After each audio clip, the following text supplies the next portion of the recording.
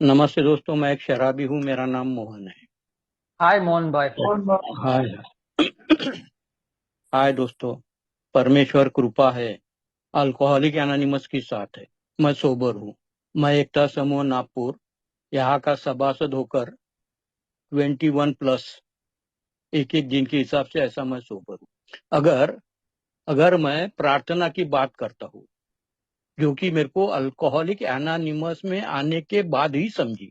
अगर मैं प्रार्थना की बात करता हूँ तो अल्कोहलिक एनोनिमस में आने के पूर्व प्रार्थना के बारे में मेरे क्या विचार थे, ये अगर मैं सोचता हूँ तो मैं पाता हूँ कि मैं अल्कोहलिक एनोनिमस में आने के पूर्व संस्कारों के माध्यम से पारिवारिक प्रार्थनाएं तो चलती थी, मगर जैसी जैसी दारू बढ़ती रही और मुसीबतें जीवन में आती रही, बर्बादी होती रही, तो दारू ज्यादा पीने की वजह से जब भी परिस्थिति बिगड़ती थी, दारू बंद करने के लिए प्रार्थना करी जाती थी।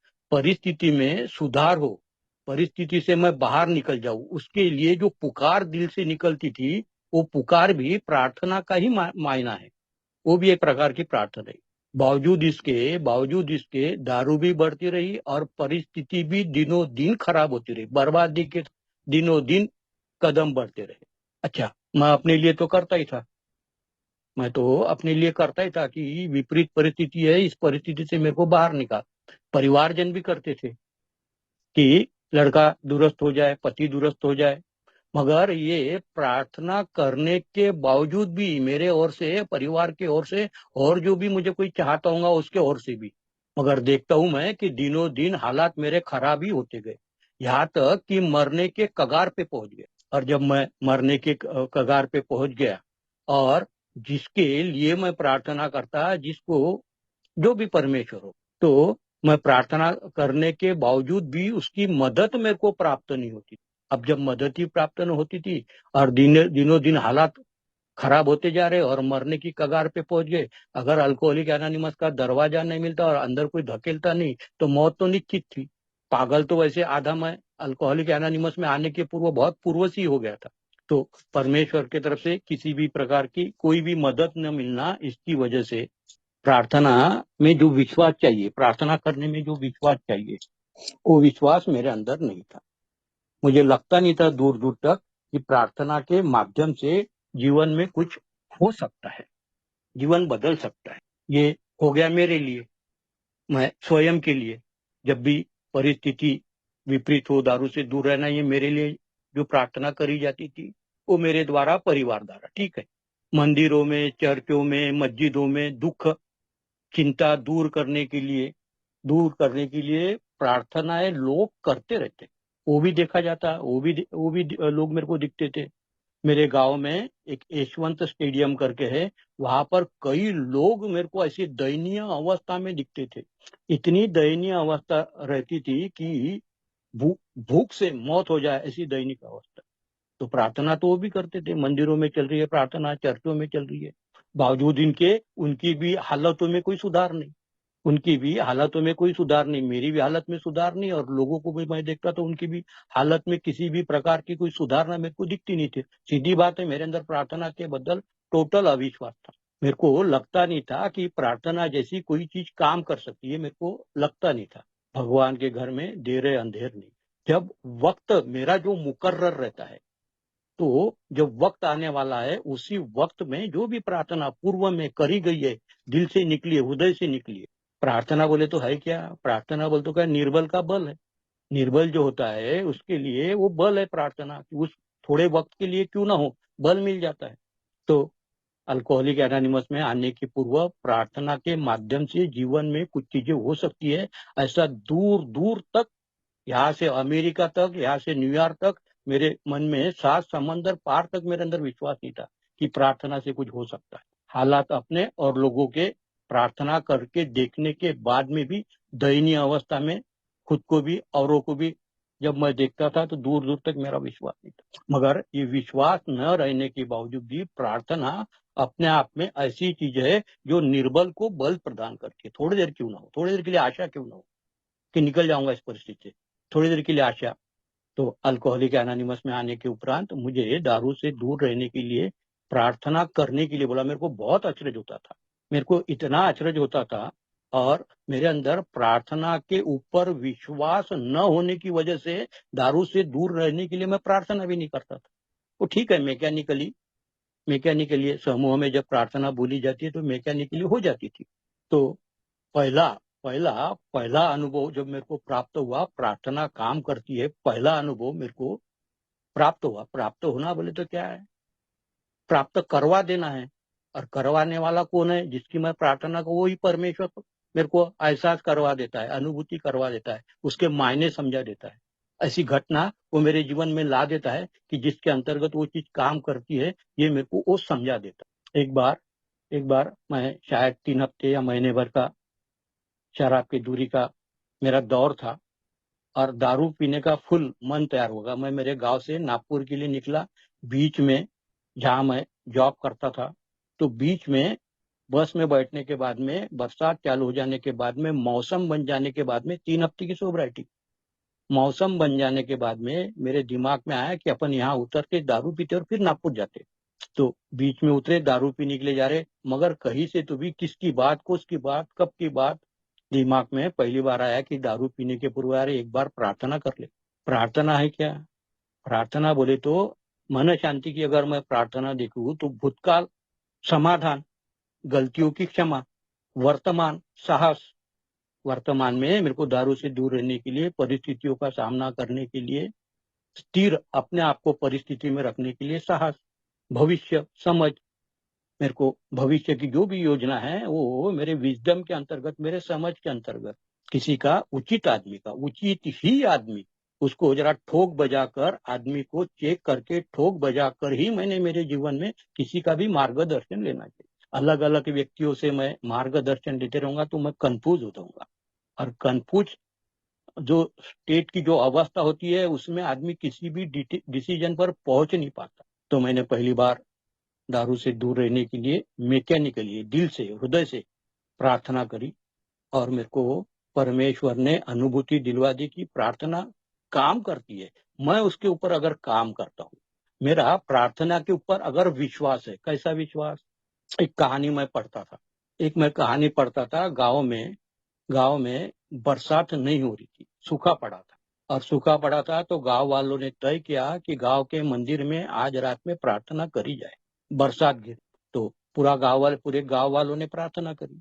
मगर दूसरे दिन हर एक गांव वाला बगैर छाते के निकला, मगर एक 11 साल का जो बच्चा था वो छाता लेकर निकला, क्योंकि उसको विश्वास था कि परमेश्वर के सामने याचना करी गई है, प्रार्थना करी गई है, विनवनी करी गई है, तो परमेश्वर बरसात गिराने वाला है। एक भी गांव का आदमी छाता लेकर नहीं निकला। प्रार्थना करी थी मगर विश्वास नहीं। वो बच्चे को विश्वास था, वो छाता लेकर निकला। गांव के लोग हंसते भी थे। तो प्रार्थना में विश्वास की आवश्यकता, ये बात मेरे समझ में है। और प्रार्थना चीज क्या है? जब तक मेरे बुद्धि से काम चलता है, जब तक मेरी बुद्धि काम करती है, तब तक प्रार्थना मेरे हृदय से शुरू नहीं होती। जहाँ बुद्धि खत्म होती है, वहीं से प्रार्थना की शुरुआत होती है। अगर देखा जाए, नागपुर में हजारों अस्पताल होंगे, 100 अस्पताल उसमें से बहुत बड़े बड़े होंगे। 100 अस्पतालों का दौरा करने के बाद में मेरे ध्यान में आया कि हर एक अस्पताल के फ्रंट के दरवाजे के ऊपर ही एक मूर्ति रखी है। जिसको भी कोई गणपति रखेगा, जिसको भी जो जैसा वो दवा खाने वाले को पट्टा उस तरीके से रखता है। और फिर किसी पेशेंट को, अब उसको लगता है कि अब मुश्किल है, बचना मुश्किल है, वो अपने तरफ से जितनी भी एफर्ट्स कर सकता है, सब एफर्ट्स करता है। और फिर उसको लगता है कि बचना मुश्किल है, तो परिवार को बोलता है कि अब तुम प्रार्थना करो, इसके ठीक होने के लिए तुम प्रार्थना करो। तो जैसा आनंद बोलता था कि कोई भी मानवीय शक्ति, तो डॉक्टर भी आखिर में थक हार कर बोलता है कि अब तुम प्रार्थना कर सकते हो। प्रार्थना के मायने क्या है? ये जो हृदय है, मेरा जो हृदय है, उस हृदय में जब तकलीफ होती है, उसमें जब पुकार निकलती है, वो पुकार बोल तो अपने आप में प्रार्थना है। मेरे हृदय के चीख पुकार का नाम प्रार्थना है। निकलता है ना, कब बहुत बार तो मेरे दिल से ये बात निकली होंगी, मेरे हृदय से ये बात निकली होगी, भगवान एक तो मौत दे दे, नहीं तो दारू से दूर कर। तो ये चीख, ये पुकार मेरे अंदर से बार बार निकली होंगी। मगर उस पुकार को मदद न मिलने की वजह से मेरे अंदर अविश्वास उत्पन्न हुआ। मगर जब मैं करता हूँ, जब वक्त आता है, जैसा मैंने कहा कि भगवान के घर में देर है अंदर नहीं, वो वक्त मेरे लिए मुकर्रर है, उसी वक्त पर वो प्रार्थनाएं काम करने वाली। वो जरूरी भी इसलिए है कि जीवन के मायने, मेरी भावनाओं के मायने, औरों की भावनाओं के मायने जब तक तब तक मेरे को नहीं समझेंगे जब तक विपरीत परिस्थितियों में कुछ कालावधि अगर मैं नहीं बिताता हूँ तो मेरे को बातें समझ में नहीं आएंगी, दुनियादारी की, जीवन की, भावनाओं की। और प्रार्थना प्रार्थना प्रार्थना को अगर मैं देखता हूँ तो प्रार्थना मेरे से नीचे, या मेरे से नीचे प्रार्थना कभी भी ऊंचे ऊंचे ऊंचे मेरे से जो ऊंचा है और मेरे लिए जो सर्वोत्तम है उसी के सामने प्रार्थना करी जाती। अभी मैं मेरे बॉस को आज ही मैंने एक लेटर बनाया। अभी रिटायरमेंट होके मेरे को कालावधि हो गया, उन्होंने मेरे को वचन दिया था कि रिटायरमेंट के बाद में भी आपका कामकाज देखते हुए आपको मैं रखूंगा। 6 महीने का कालावधि हो गया, 2 बार मिला, 3 बार मिला, मगर फिर भी कोई एक्शन नहीं हुई। तो मैंने उनके लिए एक लेटर लिखा और उस लेटर में अपनी स्थिति वर्णन की, उसमें मैं प्रार्थना करता हूँ कि आप मेरे जो जो भी कालावधि उसको सकारात्मक रीत्या देखकर मुझे फिर से सेवा करने का मौका दिया जाए। तो प्रार्थना होती कहाँ पर है? अपने से जहाँ बड़ी बात है, जहाँ बड़ा व्यक्ति हो, परमेश्वर हो, जो भी माँ बाप हो, जो भी है, तो बड़ों के सामने प्रार्थना करनी चाहिए। ये सब अल्कोहलिक एनोनिमस की शिक्षा प्रणाली में सीखने को मिला। प्रार्थना करने का मतलब ही ऐसा है कि मेरे अंदर समर्पण का भाव पैदा हो रहा है। प्रार्थना करने के मायने ही ऐसे है कि समर्पण का भाव पैदा करते चले जाना। तो ये समर्पण किस पे? समर्पण मेरे से जो सर्वोत्तम है, तो सर्वोत्तम क्या है? तो परमेश्वर है। तो प्रार्थना करने से परमेश्वर के ऊपर मेरा समर्पण का भाव पैदा होते चल जाता है, बढ़ते जाता है। मुझे अल्कोहलिक एनोनिमस ने सिखाया किसी एक शक्ति पर, मैं जिस संस्कृति में पैदा हुआ, पला बड़ा, पढ़ा लिखा, जवान हुआ, जो भी हुआ, तो मेरे संस्कृति में अलग अलग प्रकार के देवी देवता है। मगर अल्कोहलिक एनोनिमस ने मुझे सिखाया कि उसमें से एक शक्ति चुन लो और उसके ऊपर विश्वास करो। तो प्रार्थना जो है, किसी एक शक्ति को चुनकर उसी के सामने प्रार्थना करनी चाहिए। ये भी मेरे को अल्कोहलिक एनोनिमस ने सिखाया। मैं जब अल्कोहलिक एनोनिमस में आया था तो जो प्रार्थना होती थी समूह में, वो मैकेनिकली मैं करता। दारू से दूर रहने के लिए मेरे हृदय से वो प्रार्थना निकलती नहीं थी, क्योंकि मेरे को अंदर विश्वास नहीं था। तो मैकेनिकली प्रार्थना हो जाती थी। मगर मगर धीरे धीरे धीरे धीरे मेरे को थोड़ा सा वक्त लगा। अल्कोहलिक एनोनिमस में आने के बाद में भी दारू से दूर रहने के लिए मेरे को वक्त लगा, क्योंकि तब की अगर मैं बात करता हूँ, उस वक्त की अगर मैं बात करता हूँ, उन दिनों की अगर मैं बात करता हूँ, तो उन दिनों में दूर दूर तक मेरे को ऐसा लगता नहीं था कि मेरी दारू भी बंद होंगी और बगैर दारू की मेरी जिंदगी भी रहेंगी। मेरे को तो यही लगता था कि आज मरना है, कल मरना, मौत अवश्यम भावी है मेरे लिए, दूसरा कोई और मार्ग नहीं। मौत ही बस आखिरी दवा है मेरी, यही मेरे को लगता था। तो ठीक है, मैकेनिकली करते थे। फिर बाद में जब जब भी दारू पीने का प्रति आकर्षण उत्पन्न होता तो उसको उसको रटता था, मैं प्रार्थना को रटता था। तो वो जो प्रार्थना को रटना है, अपने आप में मेरा मन या आकर्षण जो दारू के प्रति उत्पन्न हो रहा है वो डिवर्ट होना है। वो डिवर्ट होता था, वो वक्त निकल जाता था मेरे को। मैं बहुत लोगों के साथ में चर्चा चलती है तो मैं बोलता भी हूँ कि पहले साल में या दूसरे साल में दारू का ज्यादा आकर्षण उत्पन्न होता है। ये 3-4 मौके जब भी दारू पीने के मेरे मन में आए, दारू पीने का मन करे, 3-4 मौके आएंगे। 3-4 मौकों को अगर मैं मात करता हूँ प्रार्थना के माध्यम, चर्चा के माध्यम, तो अगर मैं उसको मात करता हूँ, 3-4 मौके अगर मेरे निकल गए, तो फिर दारू का जो ऑब्सेशन है, वो ऑब्सेशन मेरे से नदारत मेरे अंदर उत्पन्न नहीं होता ऑब्सेशन। तो मैं ऐसा रटता था प्रार्थना को, तो उसका मेरे को फायदा हुआ। फिर ठीक है, कालावधि लगा शराब से दूर रहने के लिए, मगर मैं कुछ अरसे के बाद में स्लीप हुआ और उसके बाद में सही मायने में मेरे को बात समझ में आ गई कि मैं भी जिंदा रह सकता हूँ। मैं जो मरने के विचार अपने मन में पालता था, ये उसकी वजह ऐसी है कि ये जो बीच का कालावधि बगैर दारू के जो बीता, तो मेरे को लगने लगा कि मैं भी बगैर दारू के, जैसे लोग हैं, मैं भी बगैर दारू के रह सकता हूँ, जरा केयरफुली, जरा सीरियस होकर। फिर एक वाक्य मेरे साथ में हुआ।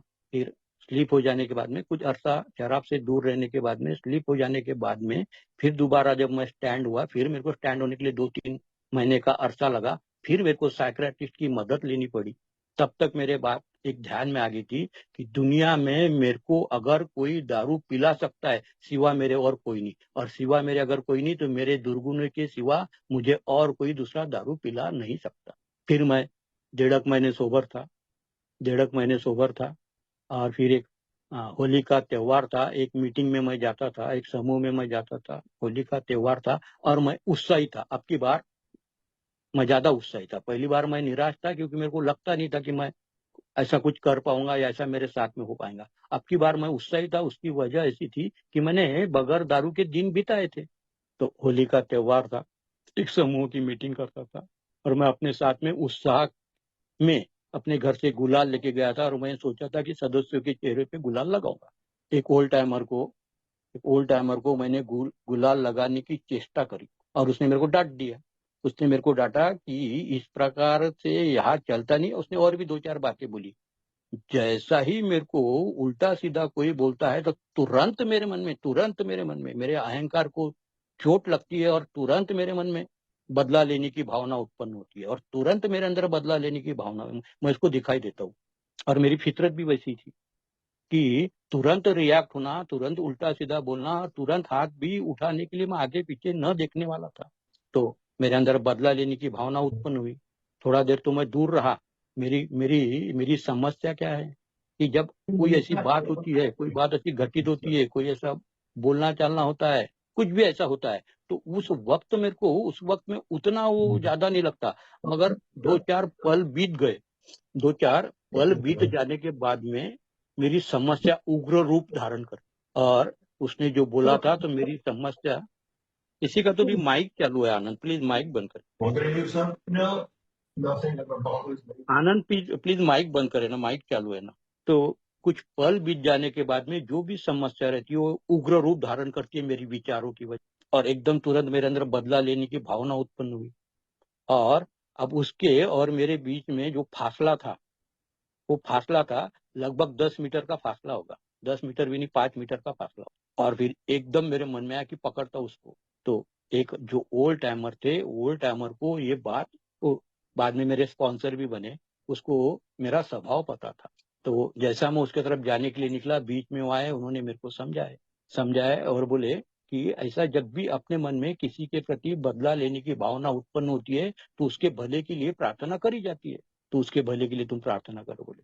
तो दूसरा अनुभव मेरे जीवन का था, पहला दारू से दूर रहने के लिए, और दूसरा मेरे जीवन का अनुभव था मेरे अंदर बदला लेने की भावना उत्पन्न होने के बाद में उस व्यक्ति के प्रति 3 दिन लगातार मैंने प्रार्थना करने से 3 दिन के बाद में मेरे को उस व्यक्ति के प्रति कुछ भी महसूस नहीं हुआ, कुछ भी नहीं लग रहा। तो प्रार्थना काम करती है।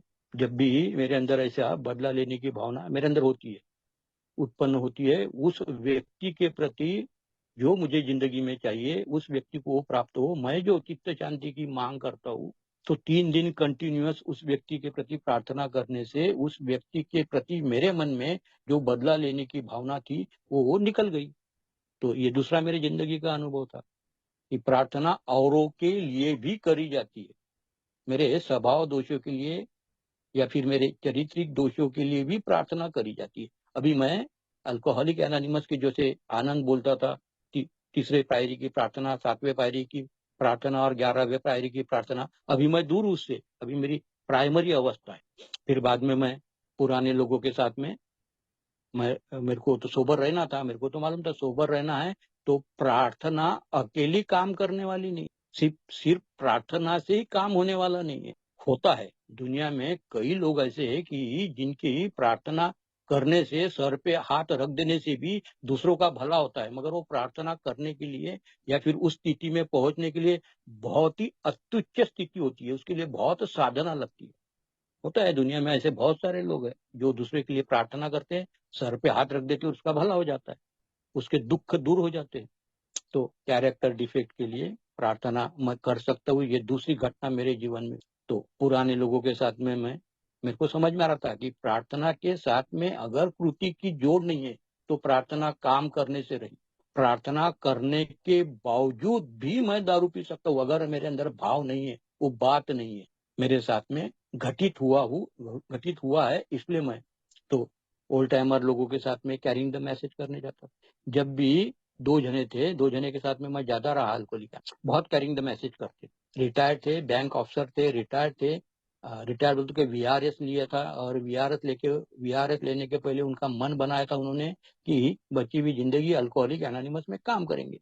तो उनके साथ में मैं जाता था, तो एक बात और मैं सीखी, जब भी मैं कैरिंग द मैसेज में साथ में उनके साथ में जाता था, तो उनके घर जो भी अल्कोहलिक है उसके घर के पास में पहुंचने से पहले तीनों जने इकट्ठा होते थे, प्रार्थना करते थे और बोलते थे कि भगवान तेरा संदेश देने के लिए जा रहे हैं।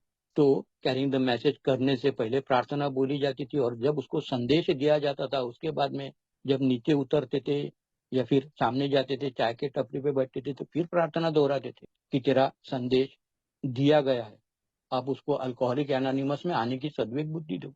तो कैरिंग द मैसेज के वक्त भी प्रार्थना किस तरीके से की जाती, ये जो प्रार्थना थी ये निस्वार्थ भावने से दूसरे के भले के लिए। अब मैंने दारू से दूर रहने के लिए अपने लिए किया, अब दूसरा भी दारू से दूर हो, कैरिंग द मैसेज के अंतर्गत निस्वार्थ भावना से। तो मेरे को प्रार्थना के मायने समझे, अपने स्वार्थ के लिए भी होते और निस्वार्थ भावना के लिए भी प्रार्थना होती। मैं जब स्टेप वर्क करता था, मैंने मेरी जिंदगी में तीन दफा तीन दफा अल्कोहलिक एनोनिमस का 12 स्टेप का प्रोग्राम अपने जीवन में लागू किया, उसके ऊपर काम।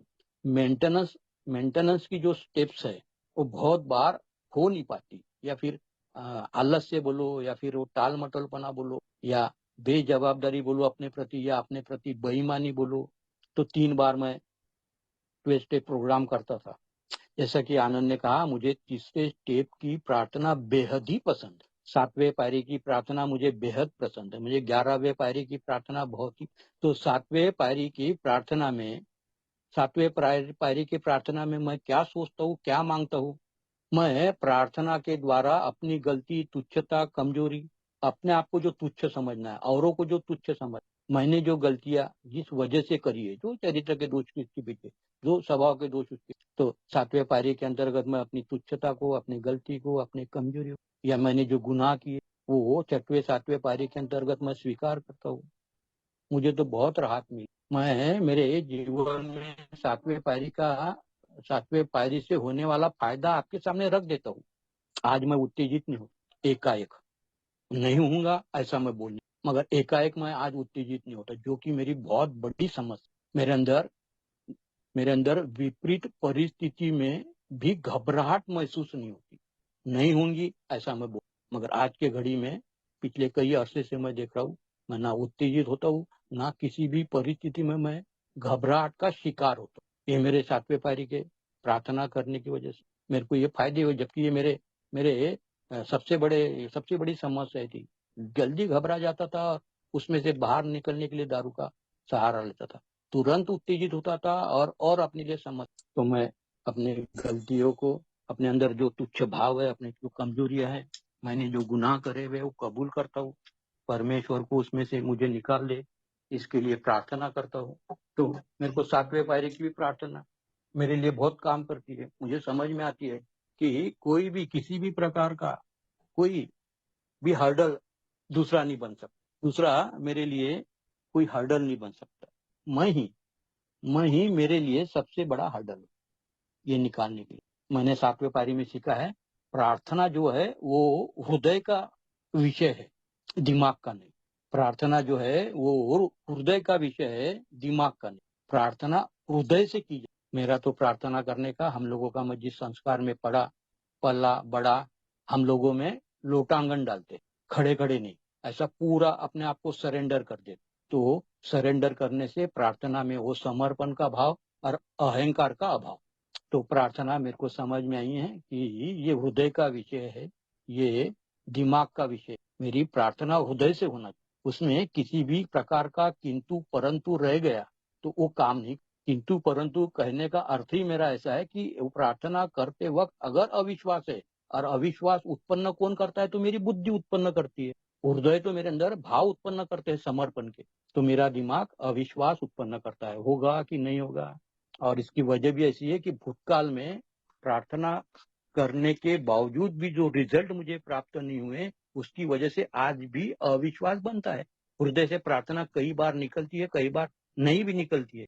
तो सातवें पारी में मेरे को प्रार्थना का मायने समझा कि प्रार्थना ये हृदय का विषय है, दिमाग का विषय नहीं है। मैंने मेरा दिमाग ही लगाना नहीं है, हृदय से परमेश्वर के सामने समर्पित होना है। वो भी समर्पण मेरे कैरेक्टर और मेरे शॉर्ट कमिंग्स, जैसा कि मैंने कहा कि दुनिया में मेरे को कोई दूसरा दारू पिला नहीं सकता सिवा मेरे तो मेरे दुर्गुण मुझे दारू पी। अल्कोहलिक एनोनिमस का प्रोग्राम के अंतर्गत मैं छानबीन करता हूँ अल्कोहलिक एनोनिमस के प्रोग्राम को, तो सीधा सीधा अल्कोहलिक एनोनिमस का प्रोग्राम पूरा का पूरा मेरे दुर्गुणों के ऊपर ही फोकस कर। तो ये दुर्गुण उत्पन्न मेरे अंदर होते कहाँ से, दुर्गुण मेरे अंदर उत्पन्न होते कहाँ से? एक तो इंटरनल है जो है, एक तो इंटरनल है, और एक्सटर्नल जो होता है मैं वो समाज से, मित्र मंडली से, वातावरण से, मैक्सिमम तो मैं मित्र मंडलियों के द्वारा ही मैं अपने अंदर नए दुर्गुण और ले लेता हूँ, प्रविष्ट मेरे अंदर ऑलरेडी है अंतर्मन में। इंटरनल तो है, एक्सटर्नल भी मैं और अपने अंदर दुर्गुण, मैं ऐसे ही लोगों के साथ में उठना बैठना बोलना चालना महफिलें सजाना पसंद करता हूँ जहाँ दुर्गुणों की बस्ती है। मुझे इसलिए हरदम सत्संग में ही रहना होता है, क्योंकि मुझे दुर्गुण जल्दी पकड़ते हैं। तो एक्सटर्नल दुर्गुण मैं अपने अंदर न आने दूं, और मेरे जो दुर्गुण है वो दूर करने के लिए परमेश्वर से जितनी ज्यादा प्रार्थना, जितनी बार मैं कर सकता हूँ, फर्ज मेरा इतना है, सिर्फ प्रार्थना करना। वो दुर्गुणों को निकालना या न निकालना ये उसकी मर्जी, कब निकालना उसकी मर्जी, कौन से निकालना वो उसकी मर्जी।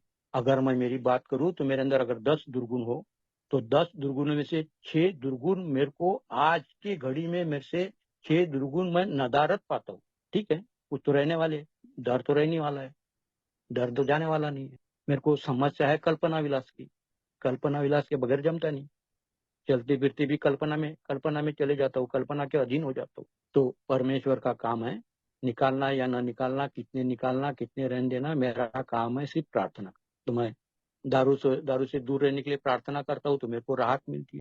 प्रार्थना का मायना ही ऐसा है कि मुझसे बड़ी कोई तो भी शक्ति है।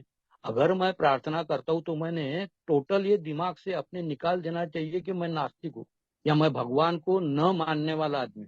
प्रार्थना का मतलब ही ऐसा है कि कोई तो भी उच्च शक्ति है जिसके सामने प्रार्थना वही करता है जहाँ वो अपना दिमाग या अपने आप को कम पाता है। तो इसी का अर्थ है कि सीधा सीधा उच्च शक्ति। तो सातवें पायरी में मेरे को प्रार्थना के बहुत फायदे हुए, दारू से दूर रहने के लिए, फिर बाद में चारित्रिक दोषों के लिए। 11वें मैं मैं जब नया नया था और मैं स्टेज पर पे काम करता था तो मेरे मार्गदर्शक को मैं पूछता था, तो प्रार्थना तो ठीक है चित्त शांति की, मगर प्रार्थना और ध्यान इसके प्रार्थना को जो रखा गया हुआ है वो 11वें पायरी में रखा गया हुआ प्रार्थना को, उसका जो महत्व है वो 11वें पायरी में उसका महत्व रखा गया है। ठीक है, स्टेप वर्क के लिए अलग अलग प्रार्थना हो, ठीक है, मगर प्रार्थना को 11वें पायरी में तवज्जो दी गई है। और प्रार्थना तो कहीं पर भी कौन सी भी स्थिति में करे जाने वाली चीज। तो ये सब करने के बाद में ये जब मैं जो स्टेप्स पर करता हूँ उसके बाद में मेरी जो आध्यात्मिक स्थिति बनती, तो प्रार्थना क्या है, प्रार्थना मन के शुद्धि का और आत्मा के आनंद का भाग है। तो ये जो 11वें पायरी में प्रार्थना में मैं जब बैठता हूँ तो आत्मा के आनंद का भाव उसमें मिलता है, मेरे को प्राप्त होता। और बाकी के स्टेप्स में जो मैं प्रार्थना करता हूँ वो मेरे मन के शुद्धि के लिए। अभी ये 11वें पायरी के अंतर्गत परमेश्वर के साथ में प्रार्थना के माध्यम से मेरे ताल्लुकात बनते हैं और आत्मा का आनंद उसमें प्राप्त होता है, जिसको हम आत्मानंद बोल सकते हैं। बहुत मजा है उसमें, इतना मजा है उसमें कि उसमें से बाहर निकलने का मन ही नहीं करता। मैंने तो बहुत लुत्फ उठाया, मेरे जीवन में मैंने बहुत लुत्फ उठाए इस मामले में। मगर वार्निंग दी जाती है कि इतनी ही प्रार्थना की कि वह मुझे सीधा मार्ग दिखाकर उस पर चलने की शक्ति। ज्यादा करूंगा, ज्यादा करने की तो काबिलियत मेरी है नहीं, मगर ज्यादा करूंगा तो मैं तकलीफ में आ सकता हूँ, वो अलग विषय। तो प्रार्थना क्या है, मन के शुद्ध और आत्मा के आनंद का पुलिया है। इस पुलिया से मैं करता हूँ तो मेरा मन भी शुद्ध होता है और मेरे को आत्मा का आनंद। मैं क्या हूँ, मैं क्या है, मेरी सीमा है, मैं सीमित हूँ, मेरी सीमा है, मैं सीमित आदमी हूँ। मगर जो असीमित है, वो जो असीमित शक्ति है, उसको जोड़ने का, मेरे सीमित व्यक्ति का असीमित परमेश्वर को जोड़ने का जो प्रयत्न है, वो प्रयत्न प्रार्थना है। प्रार्थना के माध्यम से परमेश्वर के साथ में ताल्लुकात बनाए जा सकते, उसकी इच्छा भी समझी जा सकती। कभी कभी रोजमर्रा के जीवन में जीते वक्त अपने आप को मैं शक्तिहीन पाता हूँ। ऐसा लगता है कि अपने बस की बात नहीं, अपन ने इसमें गिरना नहीं चाहिए, अपन ने ये करना नहीं चाहिए। अपने आप को मैं कमकुवत पाता हूँ या बलहीन पाता हूँ। जब जब भी ऐसा मैं अपने आप को पाता हूँ तो प्रार्थना का सहारा लेने से अपने आप को मैं बलवान महसूस करता हूँ, मैं कर सकता हूँ, ऐसी भावना मेरे अंदर उत्पन्न होती है। प्रार्थना के अंतर्गत छुपे हुए जो मथितार्थ है, प्रार्थना के अंतर्गत चित्त शांति के प्रार्थना के अंतर्गत जो अर्थ छुपे हुए, उस अर्थ को जानकर उसके ऊपर अगर मैं कृति करता हूँ तो अपने आप को मैं बलवान पाता हूँ, मैं कर सकता हूँ, ऐसी भावना मेरे अंदर। और प्रार्थना करने से मैं प्रतिकूल परिस्थिति भी रही तो उसका भी मैं सामना करता हूँ, क्योंकि मैं साहस मांगता हूँ, मैं समझ मांगता हूँ। तो प्रतिकूल परिस्थिति में भी प्रार्थना से मेरे को बल मिलता है। और जब कभी भी एक उदाहरण मैं आपके साथ में शेयर करता ही चलूँ। 2 1.5 पौने 2 साल की मेरी सोब्राइटी रही होगी। पिताजी मरते थे, पैसा पानी एक भी मेरे पास में था नहीं, दवाखाने में भर्ती करना पड़ा। और जब 1 लाख 1.5 लाख रुपए बिल आएगा तो वो मेरे को बहुत टेंशन बनता था, बहुत टेंशन बनता। मैंने मेरे जिंदगी में कभी भी किसी से उधार पैसे नहीं मांगे, इतनी भी दारू पी हो, बगैर मछली के तड़पे हो, बगैर दारू के। एक दो घटनाएं अगर छोड़ दूं तो ऐसा मैंने कभी किसी के साथ में, किसी के सामने हाथ नहीं पसारे। और भगवान करे कि मेरे को कभी भी जिंदगी में किसी के सामने हाथ पसरने का मौका न दे। मेरे को बहुत खराब लगता है। वो चाहे मेरा अहंकार हो, मेरे अहंकार को चोट पट्टी हो, किसी के सामने हाथ फैलाना मेरे को अच्छा नहीं लगता। उसी स्थिति में रह लेंगे मगर हाथ नहीं फैलाएंगे, वो शायद अहंकार भी हो सकता है। तो दवाखाने में भर्ती करना पड़ता था, मौत की कगार पे थे। 1 लाख 1.5 लाख रुपए बिल आएगा तो मैं उसको कैसा चुकता करूंगा, कैसा करेंगे, किसको मांगेंगे, क्या करेंगे। तो प्रार्थना जो है वो प्रार्थना प्रार्थना हृदय से, अगर हृदय से निकलती है तो वो काम करती है, किसी ना किसी माध्यम से, किसी व्यक्ति के माध्यम से, किसी ऐसी सिचुएशन बन जाए उसके माध्यम से। तो प्रार्थना क्या है, हृदय का विषय है। तो मैं हृदय से प्रार्थना करता था। तो ठीक है, वो 1 लाख 1.5 लाख रुपए जिसका मेरे को बहुत 4 5 दिन जो भर्ती थे, मेरे को बहुत टेंशन बनता था। परमेश्वर है, प्रार्थना करो, किसी ना किसी माध्यम से भेजता हो, किसी ना किसी माध्यम से मदद भेजता है, किसी ना किसी के माध्यम से। तो मैं जब परमेश्वर से प्रार्थना करता हूँ हृदय से, तो जैसी भी मेरी परिस्थिति हो, उस परिस्थिति में से निकालने के लिए कोई हाथ, किसी का हाथ, और मेरे को उस परिस्थिति में से अपने आप को मैं निकलते हुए पाता हूँ। तो शुक्रिया मेरे अंदर से निकलने को ना, कृतज्ञता मेरे अंदर से निकलने को। जन्म से ही मेरे अंदर कृतज्ञता की भावना की कमी है। वो तो अल्कोहलिक एनोनिमस का देन है कि दिनों दिन कृतज्ञता का भाव बढ़ता जा रहा है। हर एक बात में जो भी प्राप्त है वो परमेश्वर की कृपा से प्राप्त है, ऐसा हर बार सोचने की वजह से कृतज्ञता बढ़ती जा रही है। तो प्रार्थना जब मैं करता हूँ, परमेश्वर किसी न किसी माध्यम से मेरे को समस्या से बाहर निकाल। मेरे हाथ से कोई भूल हो गई या औरों ने कोई भूल की तो दोनों तरफा प्रार्थना काम करती, दोनों चीजों के लिए प्रार्थना काम कर। मेरे अपने आप के भूलों को क्षमा करने के लिए, औरों ने अगर कुछ भूल की मेरे को लेकर तो उनको क्षमा करने के लिए भी दो तरफा प्रार्थना, मेरे लिए भी औरों के लिए भी क्षमा करने के लिए प्रार्थना। जीवन जीते हुए जीवन जीते हुए भौतिकता का जो माया जाल है वो मुझे आकर्षित, अध्यात्म में मन नहीं लगता। परमेश्वर करेगा कि नहीं करेगा ऐसा संदेह बनता है, जबकि वो करता ही है। अगर पिछली पिछली पूरी जिंदगी पिछली अगर पूरी जिंदगी देखूं तो परमेश्वर ने ही काम किया है, मैंने तो जो भी किया उल्टा पिल्टा किया है। तो भौतिकता का माया जाल है, आकर्षण उत्पन्न होता है, आध्यात्मिक राह पर चलते चलते उसको छूट जाता है, छोड़ देने का मन करता है।